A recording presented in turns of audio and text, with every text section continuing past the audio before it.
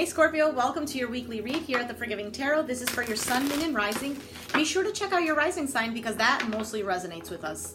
And then your moon, and then your sun. But you don't have to do what I'm telling you, right? Because I'm not telling you what to do. The Oracle's not telling you what to do. Ultimately, you have free will. Therefore, you make the best decision for you and those involved. It doesn't always resonate, but when it does, the message is for you. If you are cross-watching, you feel that the roles are in the reverse, please reverse them. Or you yourself, Scorpio, feel that the roles are in the reverse, the judgment. Reverse what you need to reverse. If it's backwards, etc. Only take what applies, leave what doesn't. This is a general reading. It is not a personal reading. Now, with that being said, let's begin. Four of Cups and that judgment popping out. Turning within to see, do I accept it? Do I not accept it? How do I move forward? Really questioning yourself. Okay? Universe has presented you with something. Now, either you're willingly choosing not to look at the offer because you want to get some things together first before you move forward, or those things have already been completed, but you're still focusing on them. What needs to be left in the grave is the question here. Nine of Wands.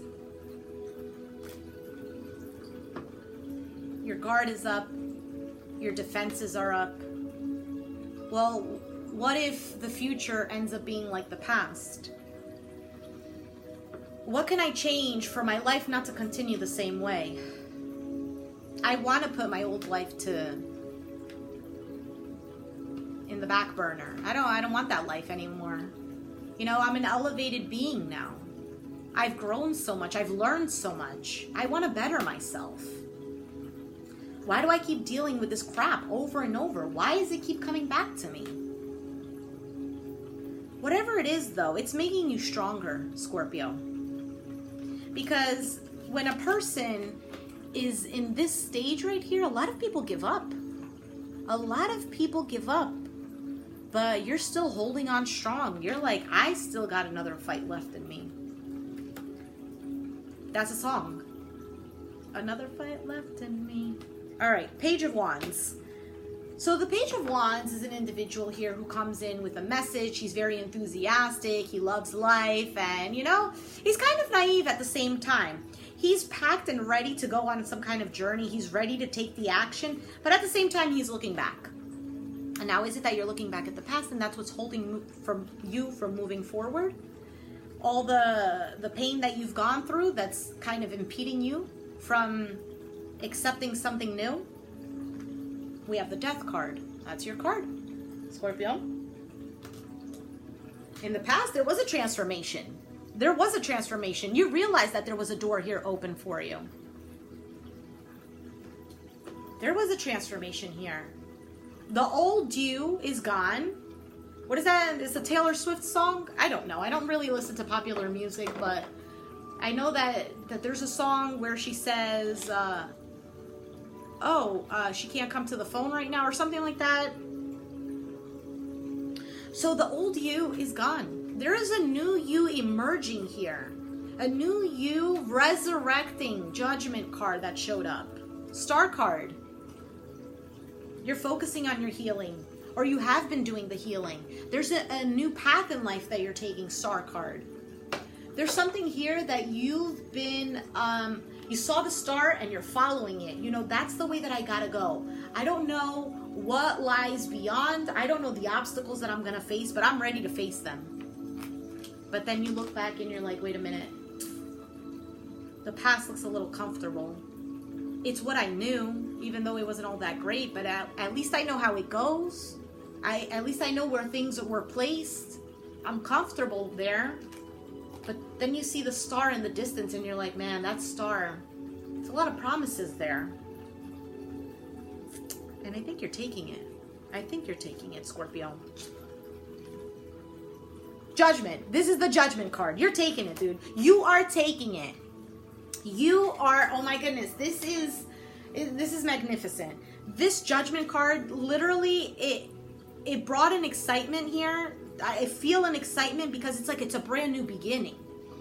It's a brand new beginning because it's like Judgment Day, right? When like the world turns chaotic and all of these things, and then it's like they say in Judgment Day, where God comes down to divide who was good and bad, and each person gets served their karma. Whatever, how it is, right?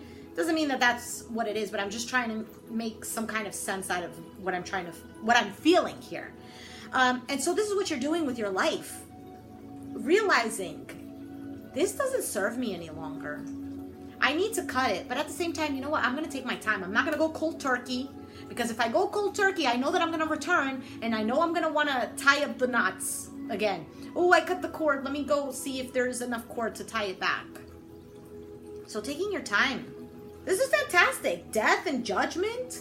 This is all your cards. This is beautiful. Beautiful.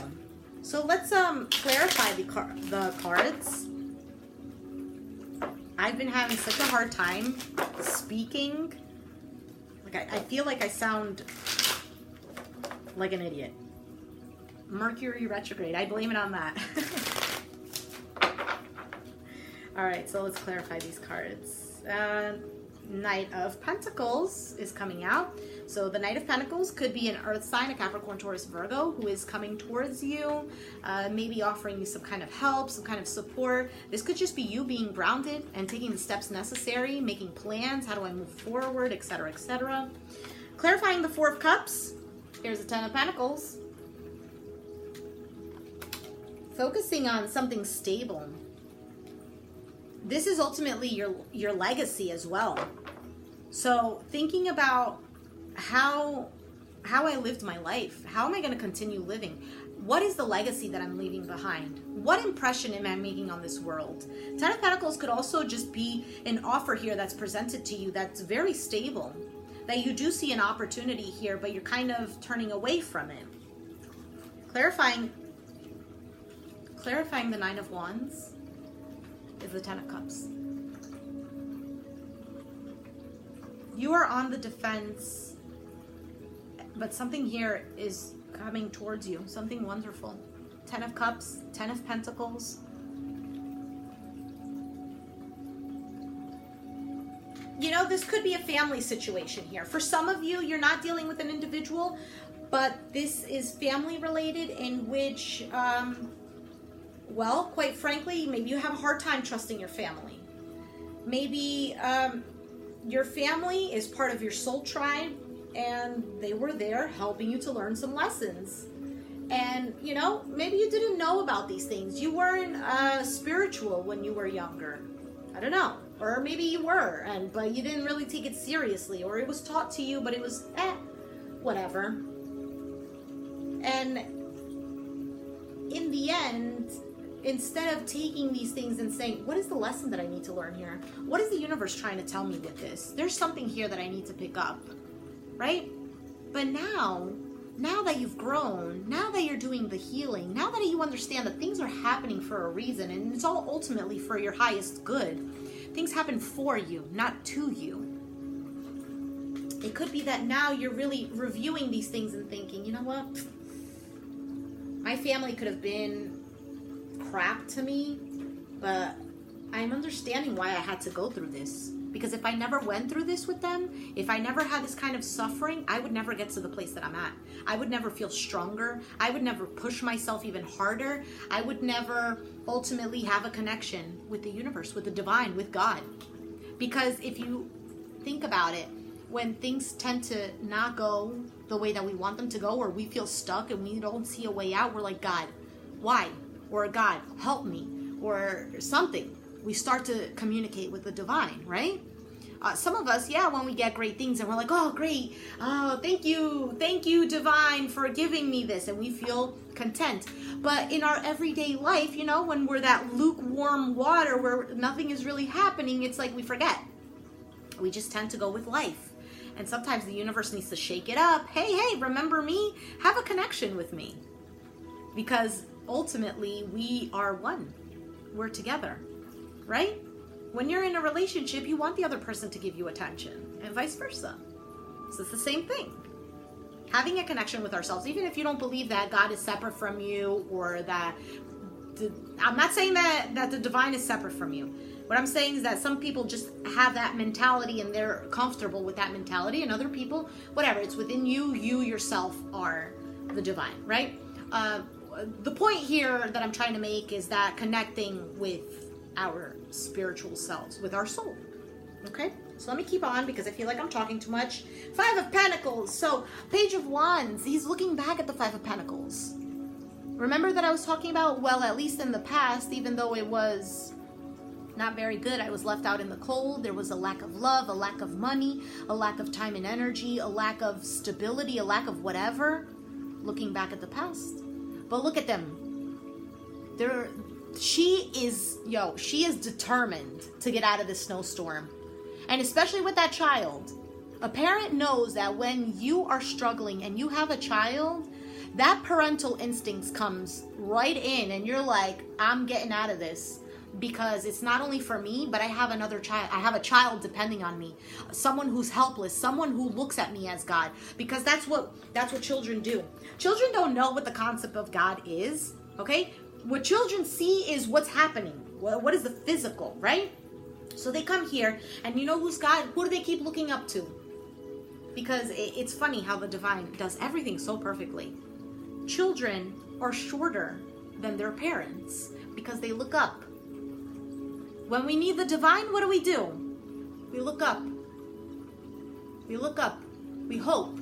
We're not looking down, because when we look down, we're looking at our belly button. You know what that means? Looking at your belly button, it's looking at your ego. Looking at something that's not going to serve you. Looking down, you can't even see where you're going. Looking up is like you're having faith.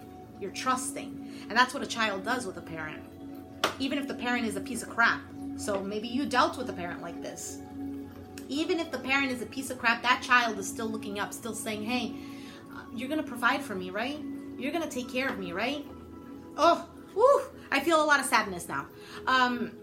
You might have dealt with a lot of childhood issues that somebody neglected you, or you just felt neglected. Somebody, what I want to say, Scorpio, is that if you felt neglected as a child, and I'm not trying to make excuses for your parents, we need to understand that if we are in their position, that we might do the same thing. You know, it's not, we shouldn't judge others because we don't know. We don't know. Our parents might have been going through a very difficult time, and I don't know if I said this already in a reading of yours. They might have been going through a very difficult time, and they had a hard time managing their emotions. They don't teach this stuff in school. Stuff how to manage your emotions, how to be okay with your emotions. No, nobody taught them. And look at the era that they lived in. They probably lived in an era where their parents were like, boys don't cry, boys have no feelings, or a girl, you know, she is just so emotional, she doesn't serve for anything because she can't think because she's just emotions. You know, something like this. They probably grew up in that crap. And then here they come as an adult trying to figure life out. And then here you come as a child, innocent, and it's never your fault, absolutely never a child's fault. Your parent was probably like, shit, I want to give them the best life, but I'm not even all up there. Meaning, it's not that they were crazy or they had mental illness, but they themselves are struggling. And sometimes their anger just came and it lashed out on you. And it wasn't your fault. And you know what? And I'm sure there's been a lot of stories that I've heard that, you know, there are parents that sometimes they don't think about apologizing to their kids, but they want to. But they think, the child doesn't understand, or whatever. Okay, they let it pass. They brush it under the rug and they leave it. And the child still feels hurt, and the parent still feels hurt, but they don't want to humble themselves because they're the parent, right? But you know what? If we humble ourselves to our children, if we, for example, we yelled at our kid, or for some reason you spanked your kid because you were angry or whatever, but you know that you did wrong, once you got cool-headed, I shouldn't have acted that way. And you go to your child and you say, you know, Marie, I don't know, whatever your child's name is, mommy was very hurt, and I should have known how to control myself and my anger, and I'm sorry that I did this. You know, what you did was wrong, but what I did was wrong as well. I shouldn't have done that. I should have explained to you, or I should have spoken to you. I should have used my words. I should have tried to calm down. Not that you should have reasoned with them, right? Because there's still this parent-child thing, because the child still needs this authoritative figure. It's not that the child needs a best friend. They have plenty of best friends at school, right? Or on the block or whatever. But it doesn't hurt to be their friend as well. But I'm still saying that there's still this role that needs to be played. But at the same time, understanding that when you're wrong, because then a child has much more power to forgive than an adult. So as a child, your child could say, oh, okay, and they understand and they forgive you because they love you. They're children, they're innocent. Now, as they get older, that's when it's harder to forgive, right? Because we hold resentment, we're adults, we think that, oh, we control our lives, when we don't have this childlike feeling, mentality, this innocence. It's lost. Let me continue on because I'm talking too much. Clarifying the death is the Ace of Wands, so cutting the cord for a new beginning. Ace of Wands is a powerful card. It's second to the Sun card. This is a new opportunity here. It's almost like your life has been sparked. So it's a reincarnation ultimately. Clarifying the Star card is the Six of Wands. Victory, hope, having hope, feeling successful within yourself, knowing that things are going to go in the right way for you. And clarifying the Judgment card is the Lovers. So a choice. A choice. There could be here someone, after you cut a cord, that's presenting you with a love opportunity, passion, 10 of Cups, 10 of Pentacles, all of this stuff that you were wishing for, right? After you cut out a cord, these things are coming towards you. So let's take out an oracle for you. I feel like the video is taking too long. I apologize if I spoke too much. Let's take out an oracle for Scorpio.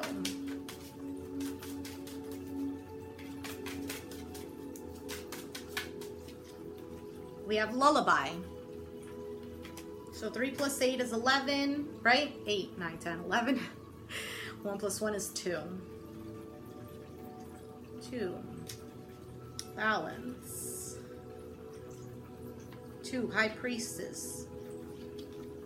Inner work, inner self, intuition. The divine. All right, so let's read the card. So we have Restoration, Dreams, Rhythms, and Lullaby. As dusk arrives, we notice a cello player about to play a lullaby to welcome the sleep we need so dearly.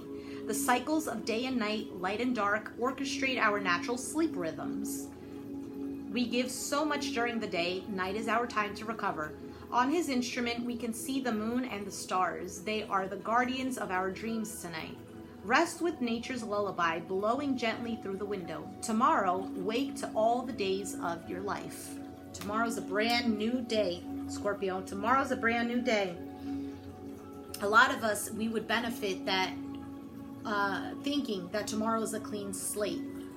That make amends with whatever it is now so that tomorrow you can wake up refreshed. So you don't carry the baggage from yesterday, right? It's almost like you have dinner and then you leave the dishes in the sink and you go to sleep, and then you wake up the next morning and you're like, crap, man, I don't have time for this. I still have to wash the dishes. I have to go to work. I have to do this. I have to do that. And the dishes, oh, great. Now I leave them any longer. The ants are all over them. They're going to be harder to scrub. You get what I'm saying? That's what I mean. Lullabies. Also, pay attention to your dreams. The divine, your guides might be guiding you in that way. So pay attention to your dreams if you're not already. Also, take the time during the night to focus on rest. So if you're a type of person who likes to be on the phone all the time, computer, TV, things of this nature, try to disconnect because it does mess with our mental. So if you're having a hard time sleeping, there's a need to kind of break away from that slowly so that we can get back into the rhythm of The Rhythm of the Night. The Rhythm of the Night. You remember that song? Let me know if you do. If you know that song or if you remember that song, you're like, oh shit, I remember that song. It's so old school. All right. Scorpio, if you resonated with this reading, please let me know down in the comments down below. Be sure to give me a like, subscribe if you haven't already, and I'll catch you guys next time. Thanks for watching. Bye.